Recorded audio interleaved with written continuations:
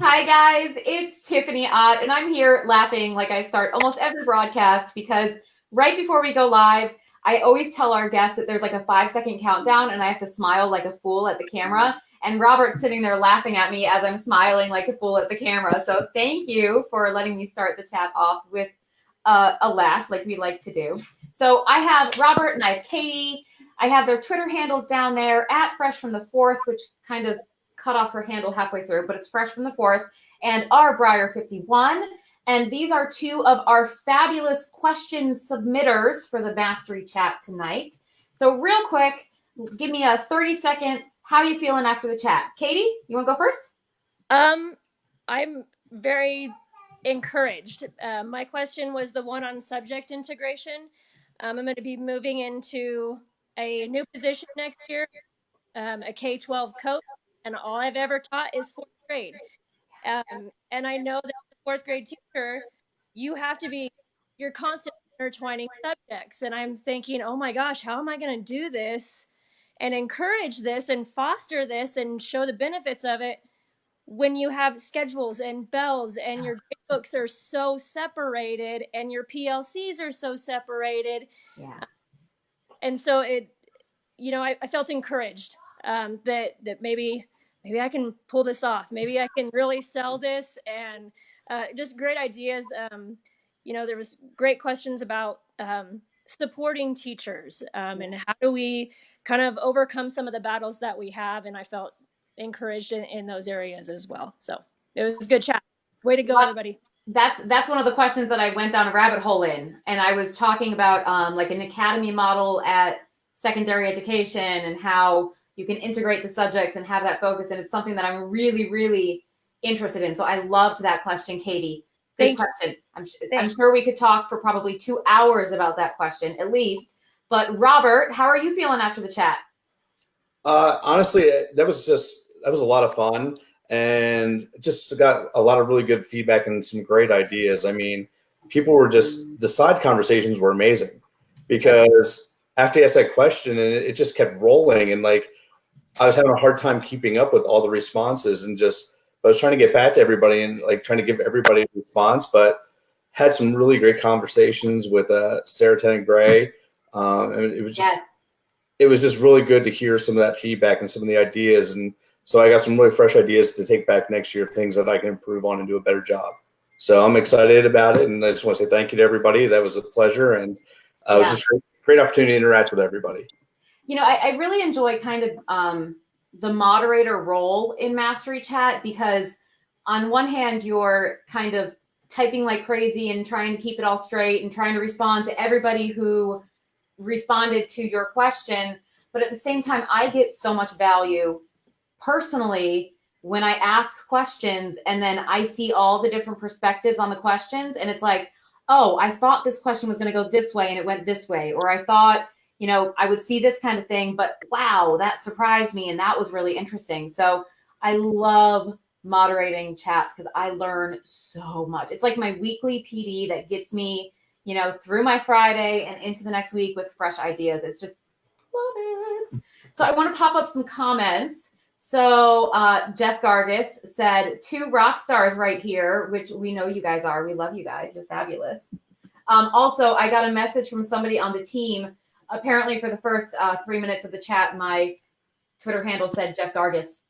I'm not Jeff Gargis. Did you guys notice that? Nope. No. Oh, yeah, great. Because we used Jeff's Be Live account, and so it said that I was Jeff Gargis, which I'm not. But he's pretty cool, so I'll take it. And then he said, really great chat. Like Rob said, the side conversations were awesome. Oh, I got into another side conversation. Oh my gosh, I don't even know where it started. But talking about mental health and social emotional needs. And gosh, where did that conversation even start? Oh, that's going to drive me crazy. I'm going to have to backtrack. But a really great teacher said that she's focusing on that and integrating into the content areas, which is cool because I just put out a course about social emotional learning and I was like, let's talk. This is awesome. I love it. So Jeff said, you wish. Jeff, I really don't wish I was you, even though I think you're awesome. Maybe we'll just pretend. Maybe you can be me for a day and I'll be you and it'll be fun. Be an interesting idea, to be honest. Yeah, I wouldn't want to do what Jeff does. Jeff works like, oh my gosh, that man does so many things for us. Okay, so were there any specific comments, either to your own question or to another question that you saw and you thought, oh, wow, that was surprising or that was really insightful? Anything? Go ahead.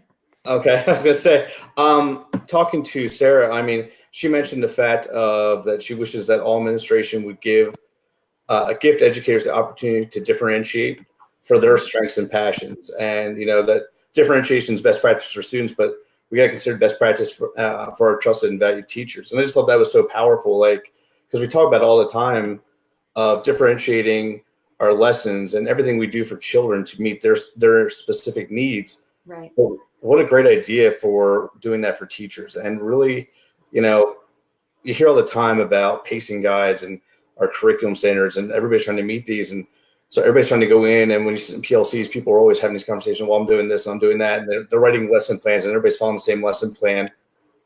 But I love walking into a classroom and just watching a teacher do what they do best, and really kind of just getting in there and really digging in and the different types of questions and the specific needs that their kids have, and really watching them do everything they can to make sure that they are keeping their kids engaged, getting them excited about learning, and just it can be just so powerful. I love the idea of we have to remember as administration that teachers are the key to student success, and we got to be there to support them. We got to be their advocates or cheerleaders. Right. And it's just so important to make sure that we're supporting them and giving them the power and just empowering them to do what they do best, which is just get in that room and teach and work with those kids, because they're the ones who take the time to build a relationship with those kids. And that's just I love watching great teachers teach. It's like the best thing. So that was a big takeaway for me. I love too, because there's no one single mold that a great teacher fits into, right? Correct. Just like our students, one of my colleagues, Adam Yankai, talks all the time about how students take on different roles. Some students like to have the whiteboard marker in their hand up there, doing things. I'm a math teacher. Other students like to kind of be the observer and the reflector, right? And when you work with teachers, you see that there are so many different kinds of teachers, and that you shouldn't try and fit yourself into the mold of this teacher. Or, a great example, I can't play guitar to save my life, right? And there are some teachers who put music to everything, and they've got their guitar in there and they're strumming, and it's just so cool. But that is not me, and I'm not going to work like that. And so when admin can recognize those strengths in their individual teachers, that's huge. And then you also mentioned, Robert, recognizing where those strengths are and celebrating them and applauding them. You guys know that I do a lot of work in education. I travel, I do conferences, I do tons of stuff. But, sometimes, because I'm also a teacher in a classroom all the time, and sometimes it feels like, admin, do you really know me? Like, do you know what my strengths are? And do you know where I can excel and where I can fit in the organization?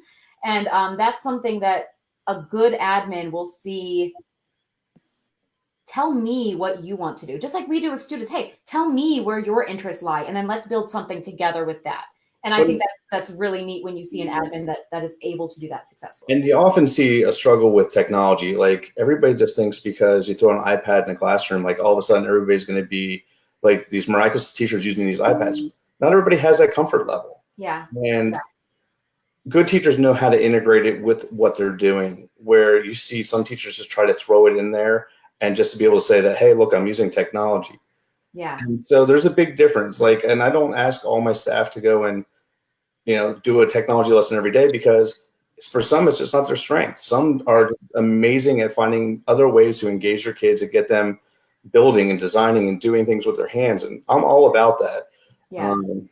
My school is very focused on the engineering process and doing STEM, but it doesn't always have to, every lesson doesn't have to have a piece of technology. Right. And it's a really hard concept for some people to wrap their heads around. So build their strengths, applaud them for what they do, celebrate them daily. Yeah. We have a shout out board in our office, and that's a neat thing every week, because every week we erase it, and by the end of every Friday, it's filled again. And it's just such a neat thing to see, and like teachers celebrating teachers and just shouting out all the great things that are happening in our school. So Yeah. Oh, I love that so much. I like that. That's really neat. And I applaud you for being an administrator that does that. And I'm grateful that I have one as well, because anytime I come to her with an idea, she might say, where's the research to support? And then oftentimes, I'll provide her with, well, I read this article. What do you think? But, with that subject integration within the elementary classroom, I just kind of came to her and said, hey, this is my idea. What do you think? And, she was just wholeheartedly behind it. Yeah. It's very self-paced within my classroom. And it's just such a that's beautiful awesome. and we're a standard-based grading system. And so now I'm getting to the point where I can start weaving in those standard-based assessments within there. And so it's almost like this staircase that they've got to pass these, we call them checkpoints, or Yeah. we call them checkpoints. Mhm. And they've got to get through them and they got to pass them. But it's just so neat. Like right now we're doing a author study with the who would win things, and Yeah. we've got science, we've got writing component, and different parts of writing. We have literacy. So I've taken all of our reading essential skill tests and I've built them around these books, and they have to be using them, and I'm using quizzes. And so you can use quizzes as a tech piece, and you got to use it correctly. And if you do, it can be such a beautiful, beautiful thing. But it's neat to have, it's great to have that admin support. I didn't want my administrator walking in the room and going, whoa, what is going on here? How come he's doing this? He's doing that. And what is going on over there? She's got a completely different Lexile level here. But I think that's effective teaching. I think that for me, that's best practices, and my kids are happy to be there and they want to learn, and hey, can we skip this to keep doing that? And it's a neat thing. It's a really cool thing. I love it. I think I want to come to your school and just watch it now. I want to see it in action. Road trip. I'll probably to work. Every time the principal walks in, hey, there's this group over here. They're working on this. Why don't you go talk to them? No, I'll sit back here. I'm like, oh, No. And actually, so but I want them to see her as real. Yes. Absolutely. And if and I know she has to evaluate me, and there's all that stuff that goes with that, and I understand that she has to do that. But man, it doesn't matter if that our mentor, my student, my coach, comes in. Yeah. Now she's to the point where she just goes and finds a place to sit with the group, and she just gets right to work. And so that's really, really neat. But the more the merrier. The more you can use those resources, and I just think it's great. If the kids see your administrator as a part of it, I think they buy in more, and go to their administrator when they have an issue, or So I've been in a lot of different ages. I've taught from 3rd grade through 10th grade, so I've been elementary, middle, and high school. I've seen the whole span of it. I haven't taught kindergarten. I won't. That would not be my strength. But I taught for a wide range of ages, and so many of these questions tonight about administrators and how they can support you, and then the subject integration, I'm thinking to myself, I have had such a wide variety. Like in elementary, subject integration is a more accepted idea, right? Yep. I've seen that. What's that? Yeah, I feel like it's easier because you're self-trained most of the time, and so it's a much easier sell doing it that way, and that's what I'm nervous about. Like, oh boy. Well, and then in middle school, you have the teaming approach in most middle schools. True. Which allows that if you have the teachers who are willing to do that and to collaborate like that. High school's a tricky bear to get that kind of subject integration. And when it comes to administration, I've taught in 5 different schools, so I've had a lot of different admins, and the range in admin outlook and admin support of these different ideas is huge. So it's interesting. Every teacher is in a unique position in a unique grade with a unique administrator, and we all kind of have to muddle our ways through it, trying to get to this end goal of awesome education for students. And it's not an easy puzzle to piece together, is it? See, now I've been an AP in all grade levels. So, and honestly, elementary is my most favorite because elementary school teachers, they want you in their classrooms. They want you to participate. And like, it's so much fun being with the kids because the kids actually, like, the interactions you have with them and the relationships you can build with them are just so powerful. And like, Yeah. actually be able to, even though I'm not in the classroom anymore, but to be able to go in and still work with them and still have that bond, it's so powerful. Middle school teachers were the same because they were also doing a lot of the blocking. And so you could still get in there and you could still have that interaction and be a part. But high school teachers, I mean, that was tough because I felt like as an administrator, like all I was doing was supporting them with discipline. Yes. Oh, well, that ties right into Jeff's question. Do you see Jeff's question on there? Yeah, I What see you it. do when the only time your students see the admin is if they're in trouble. And that was helpful for me. Yeah.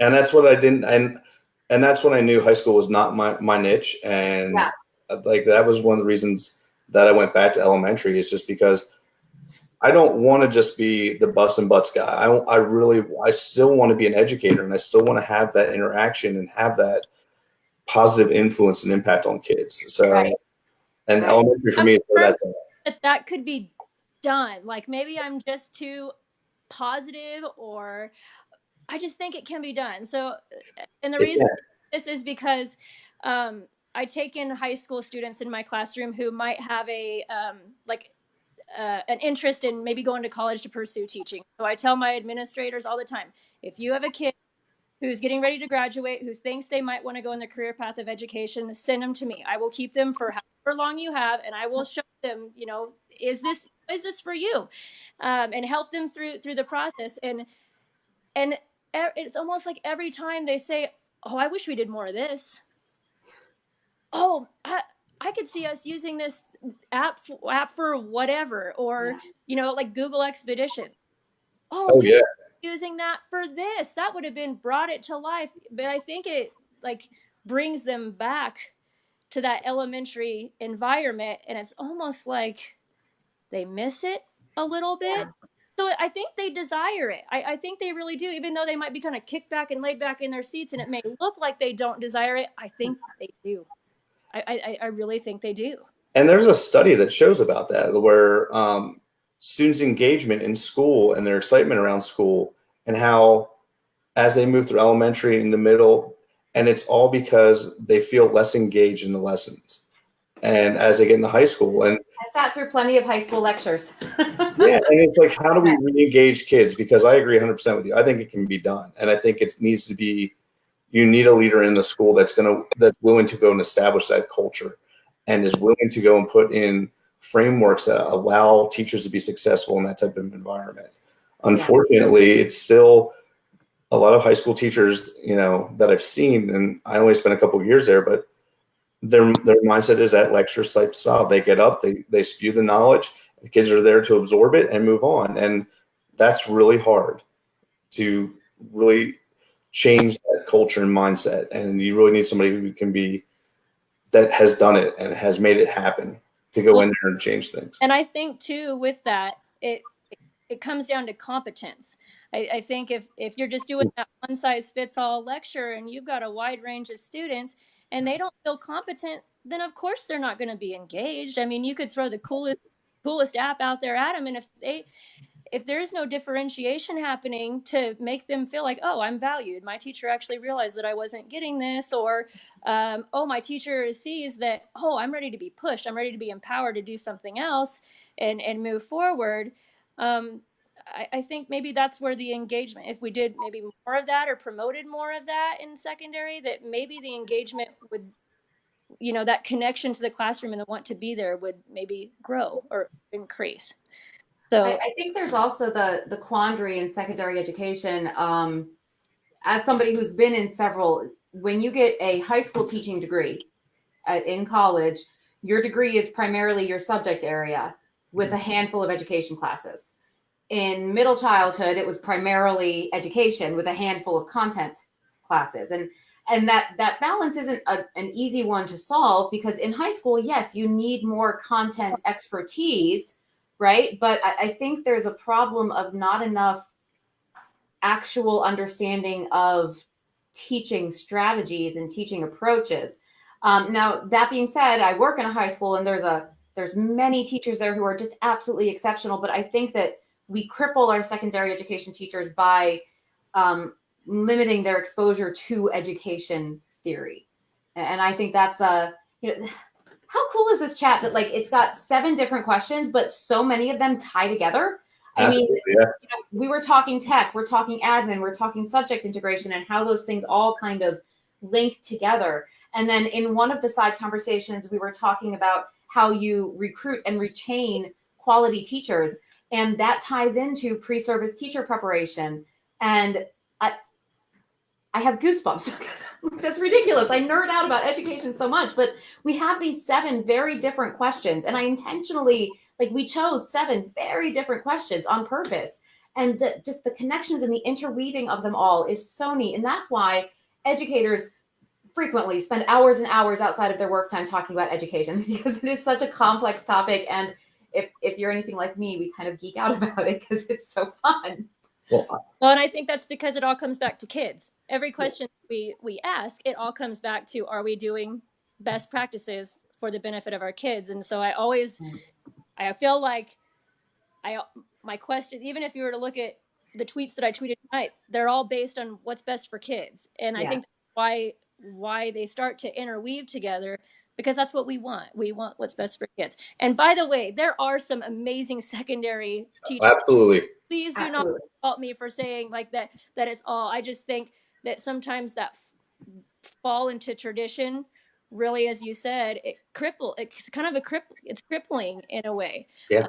Way that we structure that traditional structure. And so I hope no one thinks that I'm like down on secondary. And I'm the same way, because I mean, being an admin, like there were some classrooms that, like, I just love to spend as much time in there as I could, because there are some phenomenal secondary educators who really understand how to connect with kids and how to build that bond. But then when you walk in, their classrooms are just so lively in the discussions and the debates and just the deep conversations and the engagement of the kids. It's like this is what you want every classroom to look like. Yeah. And that was for me, like, how do you get that? Because whereas in elementary, like teachers are always willing to go visit other teachers.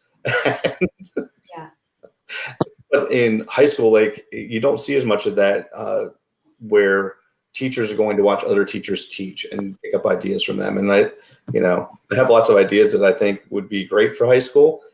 It just, it's not my passion. It's not where my heart is. So, well, and I think too, secondary education is plagued by a lot of unique challenges. Very rigid schedule is one of them. That's something that secondary teachers have to contend with. And when you're in this like locked schedule, it's very difficult to do some of the things that we talk about. In middle school, when I taught middle school, if my team and I of 4 to 6 teachers agreed that this thing took precedence, we could change the schedule to make that thing happen, right? Like we had a little bit more flexibility, but at the high school, you're dealing with hundreds and hundreds and hundreds, sometimes thousands of students with this very complex schedule.